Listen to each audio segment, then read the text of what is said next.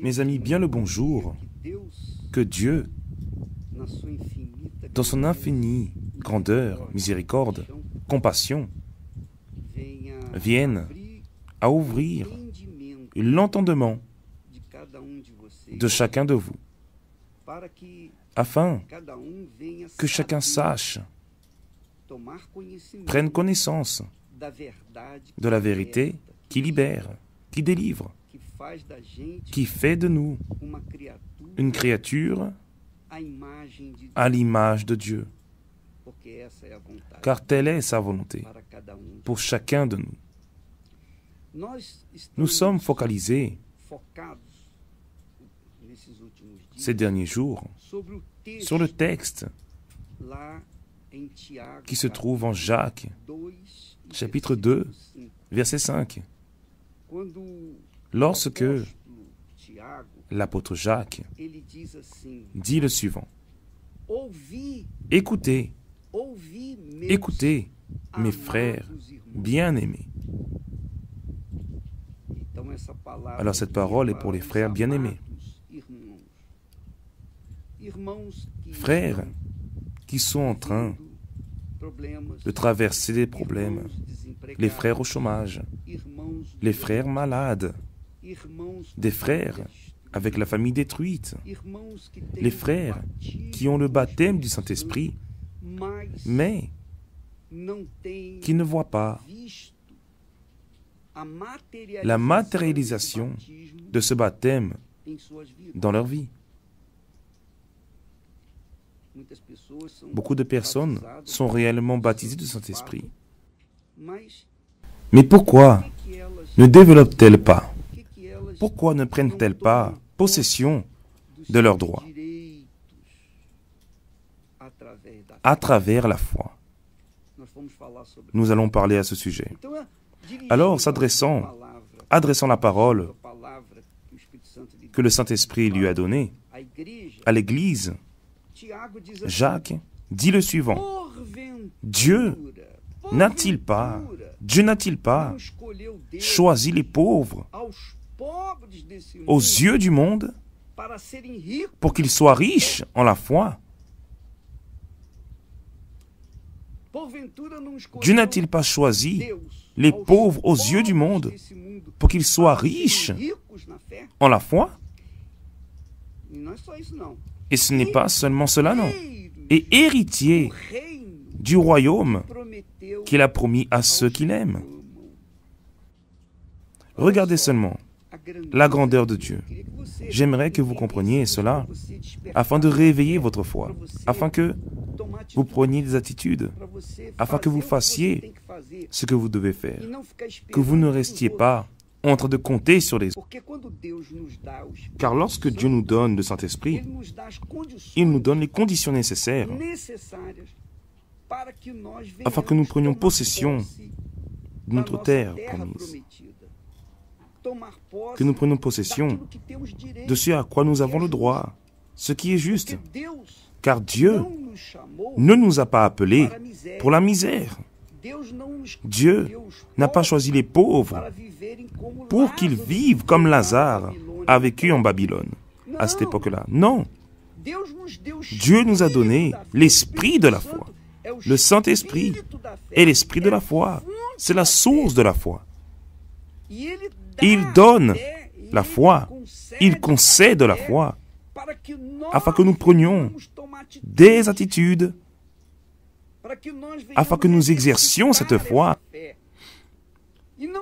et que vous ne restiez pas en train d'attendre quelque chose de qui que ce soit, que nous ne restions pas en train d'attendre du gouvernement, que vous ne restiez pas en train d'attendre du patron, que vous ne restiez pas en train d'attendre des employés, que vous ne restiez pas en train d'attendre de votre père, votre mère, vos frères et sœurs, de vos parents proches, qui que ce soit. Non, mes amis. Dieu a choisi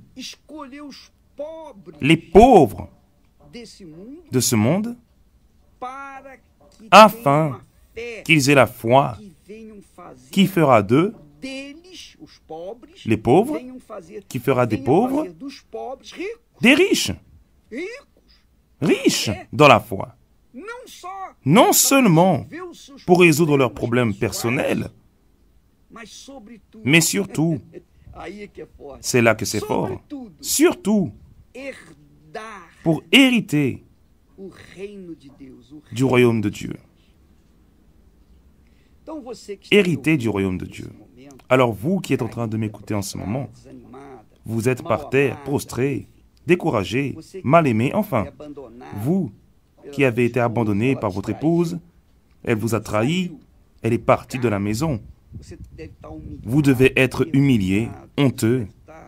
Vous devez avoir envie de faire beaucoup de bêtises. Ne faites pas cela. Non, elle ne mérite pas cela. Elle ne mérite pas que vous fassiez une quelconque bêtise. Une quelconque bêtise pour elle, à cause d'elle. Ni vous, dont le mari part avec d'autres.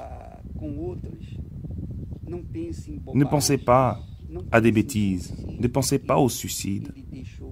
Parce qu'il vous a laissé. L'amour de votre vie est parti. Il vous a laissé et vous êtes resté là, sans rien. Ne faites pas cela, mon ami, mon cher. Cette personne ne vous méritait pas. Mais Dieu profite de cela. Dieu profite de la situation dans laquelle vous vous trouvez, afin qu'à travers la foi en lui, vous puissiez vous relever et montrer la grandeur de Dieu dans votre vie. Comment cela, évêque? Comment cela? Expliquez mieux cela. Par exemple, Dieu, il permet. Il ne fait pas. Il ne fait pas le mal. Mais il permet que le mal atteint ses enfants, afin que ces enfants assument leur foi, se révoltent à travers la foi contre cette situation et qu'ils réussissent à se relever. Voyez seulement, une fois, je me suis senti extrêmement humilié. J'étais marié et je suis arrivé chez moi et Esther, c'était un jeudi. Esther m'a dit, Edir, demain, vendredi, tu dois apporter de l'argent car je dois aller faire des courses, il n'y a plus rien dans le frigo. Lorsqu'elle a dit cela, j'ai dit, rien Esther, mais je laisse tout mon salaire entre tes mains afin que tu le gères. Je garde seulement l'argent pour mes allers-retours au travail, rien d'autre. Oui, mais c'est déjà terminé. Lorsqu'elle a dit que l'argent était terminé, je me suis senti humilié, honteux. Je me suis senti la pire des créatures. J'ai été déjà baptisé du Saint-Esprit. Elle aussi. Mais je me suis senti si honteux, mais si honteux, que j'ai pris la Bible et je l'ai appelée dans la chambre. Nous nous sommes agenouillés l'un en face de l'autre. Nous nous sommes donné la main et je me rappelle que dans une prière qui n'a même pas duré 30 secondes, même pas 30 secondes, j'ai dit, mon Dieu, voici ta parole. Le Seigneur a promis, le Seigneur a dit, mettez-moi de la sorte à l'épreuve, dit l'Éternel des armées. Et vous verrez, si je n'ouvre pas pour vous les écluses des cieux, si je ne réponds pas pour vous, la bénédiction en abondance. Vous n'aurez pas de place pour la garder. J'ai dit, Seigneur, ici, cela est écrit. Et là, je suis dans une situation critique. Demain, je dois apporter de l'argent à la maison. Et j'ai seulement assez d'argent pour aller au travail. Mais même pas pour en revenir. Comment cela est possible? Je te sers depuis si longtemps. Et nous sommes arrivés à cette situation. Et je lui ai dit, ce qui est écrit là, est-ce vraiment la parole du Seigneur ou quelqu'un l'a-t-il inventé? Comment vais-je le savoir? Je ne le saurai que lorsque cela arrivera dans ma vie. J'entends les pasteurs dire, j'étais dans une autre église, j'entendais les pasteurs dire le suivant, Dieu ouvrira les écluses des cieux, etc. Mais je n'ai jamais vu les écluses des cieux ouvertes sur qui que ce soit. Et maintenant, en ce moment, pardonne-moi, Seigneur, mais ni même une de la fenêtre n'est ouverte, car il n'y a rien à la maison. Et demain, je dois encore apporter de l'argent pour acheter de la nourriture.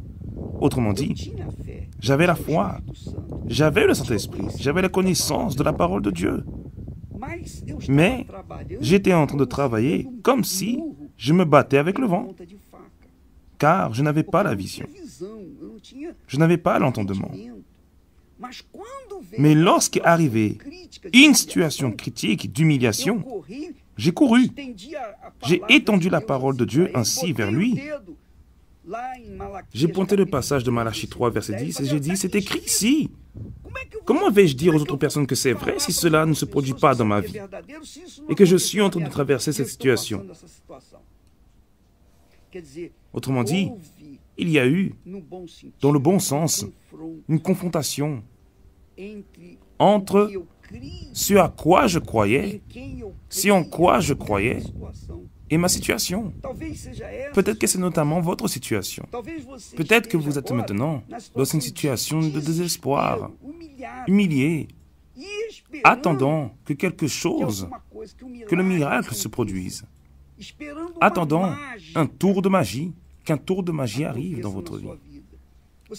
Vous attendez quelque chose de vos amis, de votre entourage, de vos parents, du gouvernement. Vous attendez, vous comptez sur votre patron. Vous voulez un emploi, vous voulez travailler. Vous voulez un emploi.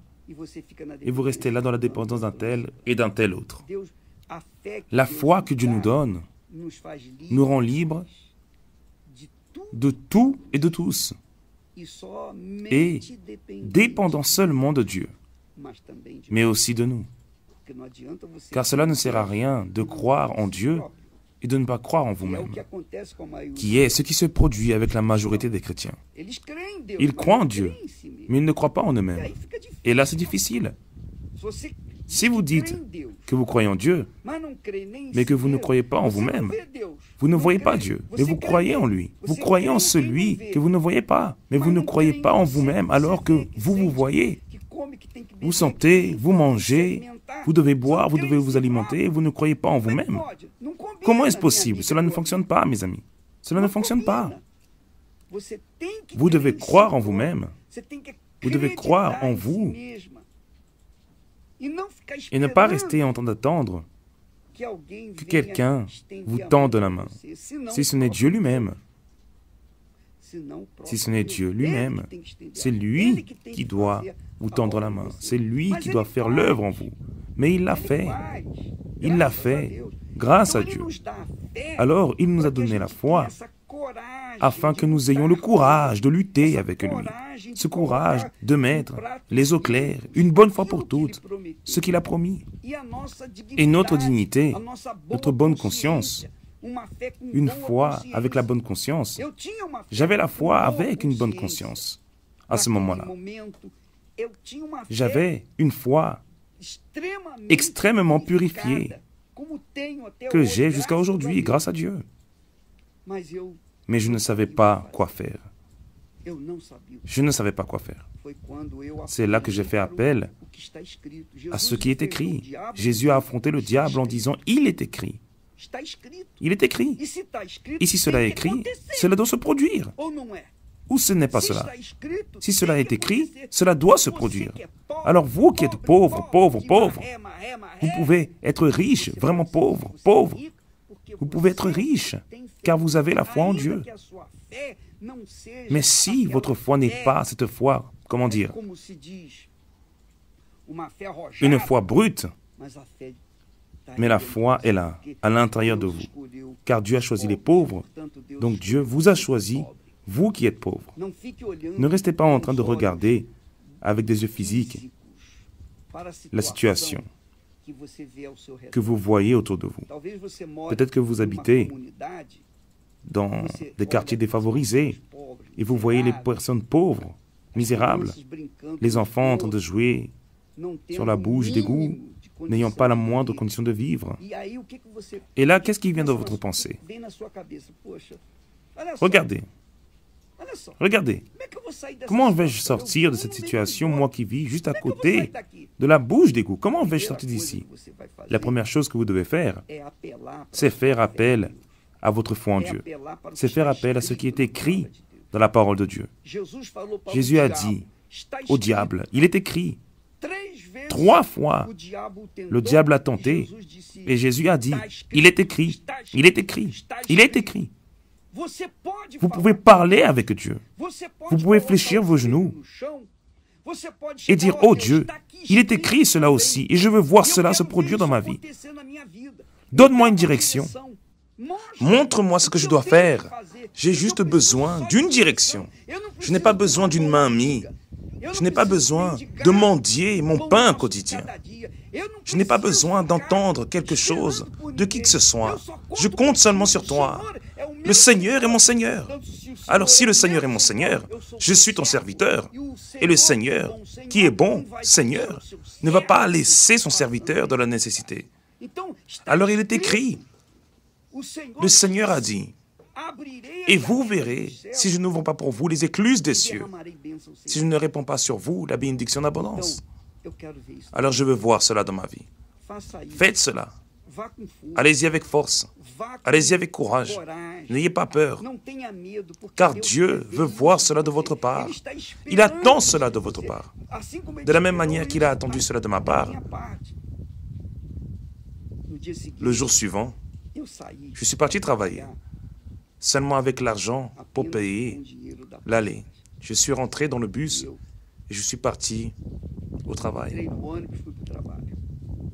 C'était dur.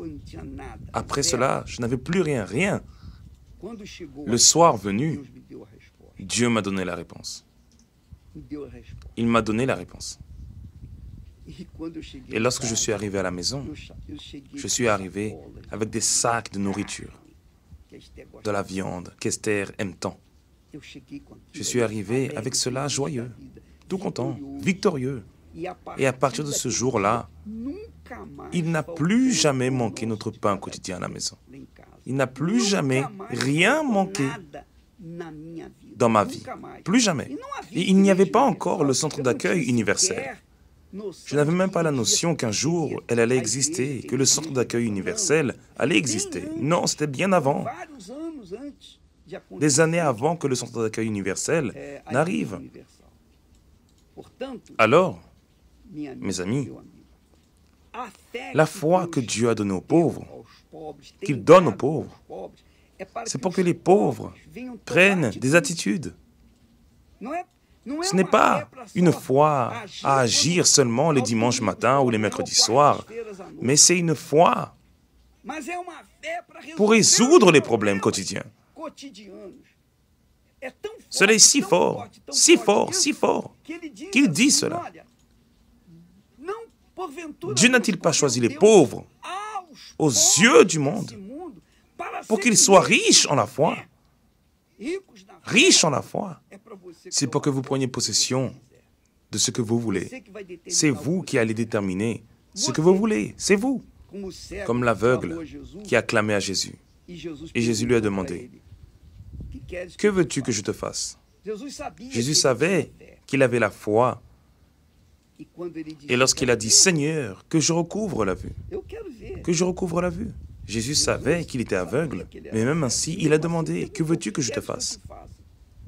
Jésus est en train de voir votre aveuglement. Jésus est en train de voir votre misère. Jésus est en train de voir votre quartier défavorisé. Jésus est là avec vous. Vous avez la foi. Que voulez-vous qu'il vous fasse? Alors commencez à partir de maintenant. Ne restez pas seulement en train d'attendre. Vous allez à l'église, vous entendez la parole. Vous faites vos prières. Tous les jours, vous faites vos prières. Vous faites des jeûnes. Vous êtes une personne fidèle, loyale. Votre conscience est pure, propre. Mais vous n'utilisez pas votre foi. Vous ne pratiquez pas votre foi. La foi est le pouvoir de Dieu à l'intérieur de nous. Nous n'avons pas besoin de politiciens. Nous n'avons pas besoin de notre patron, de l'employé, de qui que ce soit. Nous avons besoin de rester fermes dans cette foi en les promesses de Dieu. C'est cela que Dieu veut de nous. Il veut que nous réagissions. Il veut que nous nous révoltions contre la situation de pauvreté et de misère, afin que sa grandeur se révèle dans notre vie. Alors aujourd'hui, vous dites cela. Ah, l'évêque est très intelligent, il est très sage. Pas du tout, mon ami. Je ne suis rien de tout cela. Je suis seulement un serviteur et le Saint-Esprit, de toute la sagesse, de toute l'intelligence, de toute la connaissance, il me les donne afin que je les transmette à d'autres personnes. C'est ce que je fais ici quotidiennement. Alors mes amis, s'il vous plaît, lorsque l'on a le baptême du Saint-Esprit, on a la source de la foi et cette source ne cesse jamais. Le Saint-Esprit est là avec vous. Maintenant, si vous ne requérez rien de sa part, il reste sans rien faire. Vous voyez que Jacob a été béni. Il a été béni par Isaac. Il a vu Dieu. Il a vu cette échelle. Il a vu les anges. Il a vu ce que je n'ai jamais vu. Mais, à un moment donné, il a dû lutter avec Dieu. Il a lutté. Il a lutté avec Dieu jusqu'à vaincre. Vous devez lutter avec Dieu. Lutter, non contre Dieu, mais revendiquer vos droits à travers ce qui est écrit. Il est écrit. Oh Dieu, cela ne s'est pas accompli dans ma vie. Je ne suis pas en train de te demander de grandes choses, des choses monumentales. Je suis en train de te demander mon pain quotidien. C'est un droit que vous avez. Vous avez ce droit. Maintenant, vous devez le réclamer, vous devez le revendiquer. Mettez vos genoux à terre et parlez avec Dieu. Vous n'avez pas besoin de rester en train de faire cela toute la journée, non. Vous n'avez pas besoin de rester toute la journée en train de jeûner, non. Vous n'avez pas besoin de faire cela, mon ami. Il suffit que vous soyez sincère, forte et que vous prévaliez dans ce sens en quoi vous croyez. C'est ce qu'on appelle la foi. Quelle est la richesse de la foi que Dieu a donnée aux pauvres et à moi notamment. Et ce que je suis en train de vous transmettre, je l'ai vécu. Je peux vous dire cela. Et aujourd'hui, les personnes voient le travail du Centre d'accueil universel dans le monde entier, la grandeur que Dieu fait. Elles pensent que c'est ma sagesse, que c'est ma perspicacité, que c'est ma capacité. Pas du tout, c'est le Saint-Esprit qui me donne la foi pour supporter les affronts, supporter les mensonges, supporter les traîtres, supporter les voleurs, supporter les bandits qui surgissent parmi nous. Et Dieu permet que ces bandits surgissent au milieu de nous, afin que nous soyons toujours dans sa dépendance, toujours en train de dire, Seigneur, donne-nous aujourd'hui notre pain quotidien. Seigneur, aie compassion de dépendance de Dieu. Dépendre de Dieu, c'est comme l'air. Vous dépendez de l'oxygène. Si vous n'avez pas d'oxygène, vous mourrez. C'est ainsi que vous devez dépendre de Dieu. Mon Dieu, donne-nous aujourd'hui notre pain quotidien. Seigneur, garde. Seigneur, fais cela. Je te le demande. C'est un droit que j'ai. Au nom de Jésus, nous avons ce droit d'entrer à n'importe quel moment de la journée, de la nuit, quel que soit l'endroit, dans la rue, à la maison, au travail, en prison, à l'hôpital, dans une cabane, où que vous soyez, ne restez pas à la disposition des misères, des miettes que le gouvernement donne, une aide financière ou une maison mal construite qui tombe en lambeaux. Non, mon ami. Ne dépendez de personne. Dépendez de Dieu et de vous-même. Que Dieu vous bénisse. Au nom du Seigneur Jésus. Que le Saint-Esprit puisse parler mieux que nous pouvons le faire. Au nom du Seigneur Jésus. Amen.